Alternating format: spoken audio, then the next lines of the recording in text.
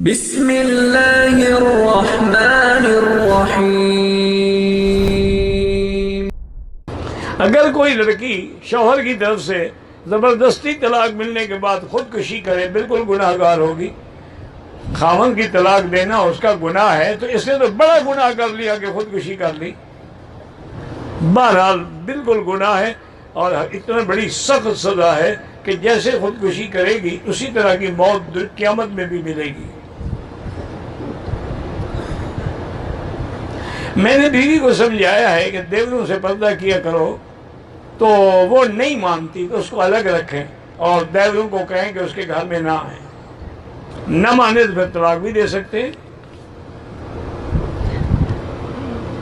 کہتے ہیں ہمارے گھر والے کہ جو عورت حج کر کے آئے پھر 40 دن تک گھر میں بیٹھی رہے، باہر نہ نکلے، کیوں؟ وہ بچہ پیدا ہوا ہے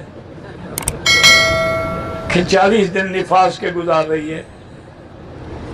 عجیب مسئلے گھڑتے ہیں۔ میرا کاروبار بلڈنگ بنانے کا ہے، پرمیشن کے لیے رشوت دینا پڑتی ہے۔ اگر وہ ظلماً رشوت لیتی ہے آپ پہ گناہ نہیں ہوگا، لینے والے پر گناہ ہوگا۔ زمزم میں کم ہو جائے تو پانی ملا دیں۔ بالکل آسان طریقہ یہ ہے کہ جب گھر جائیں کنویں میں ڈال دیں،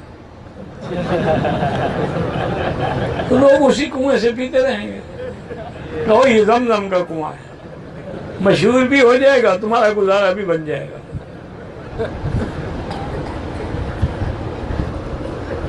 بھویں بنانا تو گناہ ہے۔ اگر داڑھی والی جگہ پر یا مونچھوں والی جگہ پر عورت کے بال نکل آئے وہ صفا کرا سکتی ہے، بلکہ اب تو لیزر سے کرا دے، جان چھوٹ گئی، ہمیشہ کے لیے ختم ہو جائیں گے۔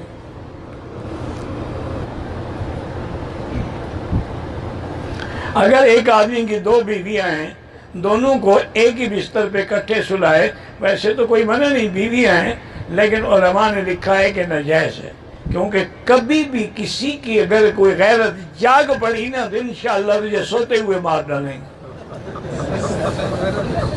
صبح کو لوگ اللہ کی رحمت سے جنازہ ہی اٹھائیں گے کہ شہید نساء، عورتوں کا شہید ہو گیا ہے۔